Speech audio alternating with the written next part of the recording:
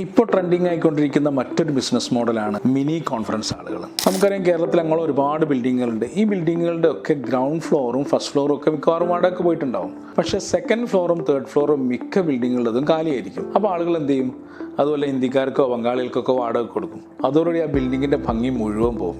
പകരം അവിടെ ഒരു കുഴപ്പമില്ലാത്തൊരു കോൺഫറൻസ് ഹാൾ അത്യാവശ്യം നന്നായിട്ട് സൗണ്ട് പ്രൂഫ് ഒക്കെ ചെയ്ത് വലിയ കുഴപ്പമില്ലാത്തൊരു സൗണ്ട് സിസ്റ്റം ഒക്കെ നന്നായിട്ട് ഫിറ്റ് ചെയ്ത് നമ്മൾ എന്ത് ചെയ്യുക, നല്ലൊരു ലൈറ്റപ്പ്, ഇപ്പോൾ അതാണ് ഏറ്റവും ഇമ്പോർട്ടൻറ്റ്. നല്ല ലൈറ്റപ്പ് വേണം.